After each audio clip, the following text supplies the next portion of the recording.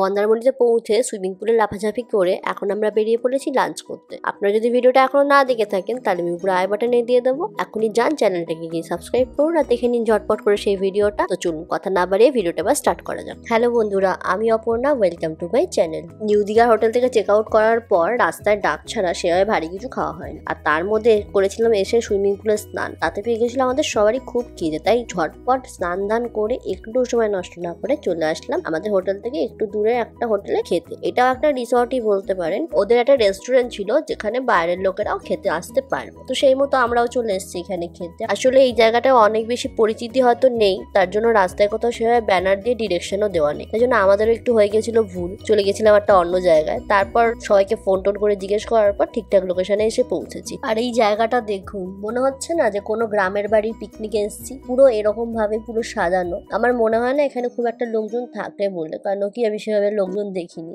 যাদের দেখেছিলাম তারা ওই সব বাইরে থেকে খেতে এসেছিল আর খেতে চলেও গেছিল। তো চলুন ভেতরে এবার চলে যাওয়া যাক। এদের এই রেস্টুরেন্টটা দেখতে পুরোনো দিনের কুটির বা গ্রামের যেরকম বাড়ি হয় সেভাবেই ডেকোরেট করা, বাঁশ দিয়ে এরকম ভাবে উপর দিকে ছাউনিটাও দেওয়া, আর বসার চেয়ারটাও যে বেতের মোড়া হয় সেরকম স্টাইলে বাঁশ দিয়ে বানানো। তো বসতে বসতেই খাবার চলে এসছে। আমরা দিয়েছিলাম এখানে ভেজ থালি। থালিতে ছিল ভাত, ডাল, এঁচড়ের তরকারি, আলু ভাজা, স্যালাড, বেগুনি, একটা ঢ্যাঁড়সের তরকারি আর ফ্রেঞ্চ ফ্রাই স্টাইলে করা উচ্ছে ভাজা, আর তার সাথে নিয়ে নিয়েছিলাম আমরা তোপসে ফ্রাই। আর আমি আর ভাই নিয়ে নিয়েছিলাম চিংড়ি মাছের মালাইকারি। এখানে যে কটা খাবার আমি দেখিয়েছি সব কটা খাবারের কোনো তুলনাই হয় না, বিশেষ করে ভেজ খাবার দাবার তো অপূর্ব ছিল, আর খাবার দাবারের দাম একদম রিজনেবল ছিল। তো আমি ডেফিনেটলি বলবো আপনারা যদি মন্দারমণি আসেন আর হোটেলের বাইরে খাবার খেতে চান তাহলে ডেফিনেটলি এখানে একবার চলে আসুন। একবার আসলে আপনার প্রত্যেকবার মনে হবে এখানে এসেই খাই। আর এইসব বলতে বলতে তো আমি ভুলেই গেছি যে আমি কোথায় খেতে এসেছি। এই প্লেসটার নাম ছিল দিগন্ত রিসর্ট, আপনি গুগলে সার্চ করবেন তো পেয়েই যাবেন। তারপর এখানে জমিয়ে পেট পুজো করে চলে যাই হোটেলের উদ্দেশ্যে। ভেবেছিলাম বিকেলবেলা একটু সমুদ্রের ধারে হাঁটবো,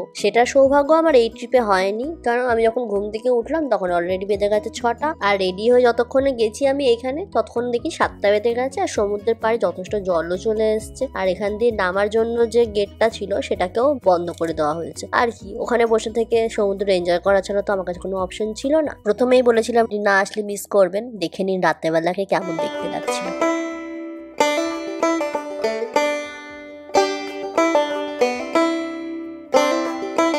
আর এই যে কটেজের মতো দেখছেন এটাতেই মামুনিটা ছিল। তো চলুন, এর পাশে একটা প্লেগ্রাউন্ড ছিল, তো আমি ভাবলাম ওখানে গিয়ে কিছুক্ষণ খেলাধুলা করে নেওয়া যাক। এইসব ব্যাপারে আমার ভীষণ আগ্রহ, তার জন্য দেরি না করে বাচ্চাদের প্লেগ্রাউন্ডে চলে গেলাম। ফার্স্টে তো দোল তোলার পরে স্লিপে ওঠার ইচ্ছা হয়েছিল, কিন্তু স্লিপটাতে একটু আটকাচ্ছিল আমার জামা কাপড়টা। তারপর তো ধারাম করে পড়ার পর আমি আর উঠিনি। এইসব অ্যাক্টিভিটি করে একটু খিদে পেয়ে গেছিল, তাই আমরা দিয়ে দিয়েছিলাম সন্ধ্যেবেলায় স্ন্যাক্স অর্ডার। তো সেগুলোই চলে এসেছে, চলুন এবার সেগুলোই খেয়ে দেখার পালা কি কেমন হয়েছিল। আর এই খাবারটা আমরা অর্ডার দিয়েছিলাম ওরকম বলুন 7:30টার সময়, আর আমাদের এগুলো দেওয়া হয়েছে 9টার সময়, তাও একবার গিয়ে বলার পরে। আমরা এখানে নিয়েছিলাম ক্রিসপি বেবিকর্ন আর তার সাথে নিয়েছিলাম ফিশ ফিঙ্গার। মেনশন করেছিলাম ফিশ ফিঙ্গার যেন ভেটকি দিয়েই বানায়, কিন্তু ওরা কাতলা দিয়েছিল না ভেটকি দিয়েছিল বুঝতে পারিনি। তারপর তো ভাবলাম এখানে দোকান ঘর রয়েছে, তো ওখানে গিয়ে দেখা যাক কি কি পাওয়া যায়। আর পাশে বাস্কিন রবিন্সেরও একটা লোগো ছিল, কিন্তু সামনে গিয়ে দেখলাম তো কি সব নাইট স্যুট, ফায়ার স্যুট এসবেরই জিনিসপত্র রয়েছে। তার মধ্যে দোকানে ছিল না কোনো লোক, লেখা ছিল একটা ফোন নাম্বার, কল করলে সে আসবে। তারপর সামনে এইখানে যে স্ট্যাচু গুলো ছিল সেখানে কিছুক্ষণ দাঁড়িয়ে ছবি তোলার পরে আমরা চলে গেছিলাম ডিনার করতে। এদের ডিনারের জায়গার ডেকোরেশনটা তো অসম্ভব সুন্দর ছিল, মনে কোনো 5 স্টারে এসে বসে রয়েছে ডিনার করার জন্য। আর এদের সিটিং এরিয়া অনেক বড় ছিল, তো বেশি লোক হলেও কোনো অসুবিধা হয়নি। সন্ধ্যাবেলা স্ন্যাক্সটা অত লেট করে আসার পরই আমরা 9টার সময় চলে গেছিলাম খাবারের অর্ডারটা দিতে। আর এখানে আসে আমাদের ওই 15 মিনিটের মতো বসতে হয়েছিল, কিন্তু সমস্যা হলো যে ওরা অন্য কারোর অর্ডারই আমাদের দিয়ে চলে গেছিল। তারপর বলার পরে ওরা আবার ঠিকঠাক অর্ডার দিয়ে গেছিল। আমরা এখানে ভাত, ডাল, আলু চিপস, চিকেন এইসবই নিয়ে নিয়েছিলাম। এবার আসি আসল কথা, যতই ডেকোরেশন সুন্দর হোক না কেন খাবার দাবার যদি ভালো না হয় তাহলে কি ভালো লাগে? এদের খাবার দাবার সত্যি কথা বলতে একদম ভালো লাগেনি। ওখানকার রকম বাজে খাবার দাবার খেয়ে 1 ঘন্টার কাছাকাছি বসেছিলাম এই সমুদ্রের ধারে। তো আমরা ওখানে পুরোপুরি অন্ধকার হয়ে আসলে চলে গেছিলাম ঘরে। আমাদের সকালবেলার ব্রেকফাস্ট এখানেও কমপ্লিমেন্টারি ছিল, আর এখানেও বুফে লাগানো ছিল। আমি নিয়েছিলাম পাউরুটি, ছিলা আর পেঁপে, আর জয় নিয়েছিল ইডলি, উত্তাপাম এইসব। তারপরে এই এগ ভুর্জিটা খুব ভালো লেগেছিল বলে আরেকবার নিয়ে এসেছিলাম। তারপর আর কি ব্রেকফাস্ট করে ঘরে গিয়ে রেডি ফেডি হয়ে ব্যাগ ফ্যাগ গুছিয়ে বেরিয়ে পড়লাম বাড়ি যাওয়ার উদ্দেশ্যে, কারণ এটাই আমাদের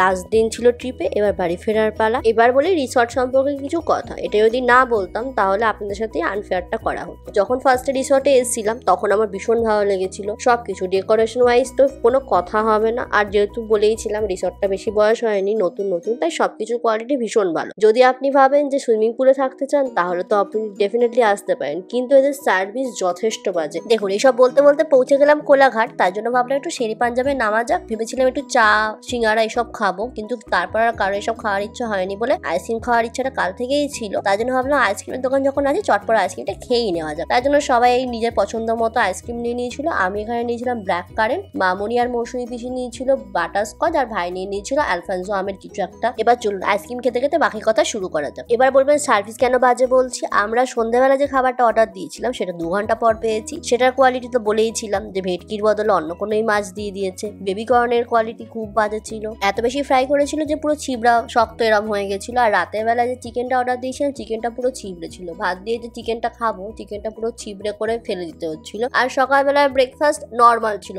সমস্ত বুফেতে যেরকম হয় এখানেও সেম টু সেম ছিল। হ্যাঁ কোয়ান্টিটি বেশি ছিল, তার জন্য মনে হতে পারে কি অনেক আইটেম রয়েছে, ব্যাস আর কিছু ছিল না। এবার যদি আপনারা ভাবেন যে এখানে এসে থাকবেন তাহলে আমি ডেফিনেটলি বলবো আপনারা এখানে আবার ঘুরে যান, কিন্তু খাওয়ার জন্য আমি দুপুরে যেখানে বলেছিলাম দিগন্ত সেখানে যাবেন তো আপনাদের পুরো পয়সা উসুল ট্রিপ হবে। দেখুন দেখতে দেখতে আমরা দক্ষিণেশ্বরের ব্রিজও পার করে গেছি। আমাদের মোটামুটি সোদপুর ঢুকতে ঢুকতে যেহেতু 4টে বেজে গেছিল, ভাবলাম বাড়িতে গিয়ে আবার রান্না বান্না করে খেতে হবে। আর রাস্তার সামনে দাদা বৌদি ছিল তো সেখানেই দাঁড়িয়ে পড়লাম। তো সবাই জিজ্ঞেস করছিল যে কে কি খাবে, আর এত মাথা না ঘামে সবাই বললাম বিরিয়ানিটাই খেয়ে নি। তো ওরা বললো বিরিয়ানি হাঁড়ি প্রায় শেষের দিকে, তো আমরা বললাম নতুন হাঁড়ি আসলেই সেটা নেবো। এই যে বিরিয়ানি হাঁড়ি চেঞ্জ করা হচ্ছে, নতুন হাঁড়ি আসবে, তারপর সেখান থেকে বিরিয়ানি আমাদের দেওয়া হবে। আর সেটা হতে হতে মোটামুটি 15-20 মিনিট দাঁড়াতেই হয়েছিল। আর আমরা ওয়েট করেছিলাম যে কখন নতুন হাঁড়িটা আসবে আর খুলবে। এই যে নতুন হাঁড়ি চলে এসছে, বা এটা খুলবে।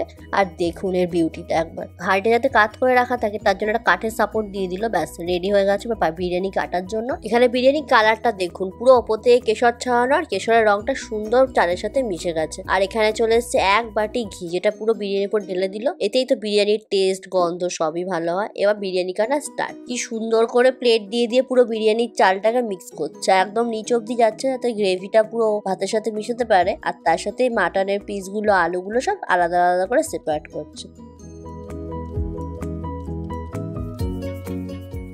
এদিকে পড়েছে এত গরম, তার মধ্যে এরকম গরম হাঁড়ি থেকে বিরিয়ানি কাটা কি চারটিখানি ব্যাপার। ব্যাস বিরিয়ানিতে সবকিছু সেপারেট করা হয়ে গেছে। এবার প্লেটে দেওয়ার পালা। দেখুন এরকম ভাবে কি ঝটপট করে ওরা প্লেটের মধ্যে বিরিয়ানিও দিয়ে দিচ্ছিল। এগুলো সব ওদের বসে খাওয়ার প্লেট ছিল। কয়েকটা বসে খাওয়ার প্লেট ছাড়ার পর আমাদের যে অর্ডার ছিল সেটা আমাদের দিয়ে দেওয়া হয়, তারপর সেগুলো নিয়ে আমরা চলে যাই বাড়ির উদ্দেশ্যে। ভিডিওটা ভালো লাগলে অবশ্যই লাইক কমেন্ট শেয়ার করবেন। আপনাদের সাথে দেখা হবে আবার অন্য কোনো ভিডিওতে। আজকের জন্য বাই।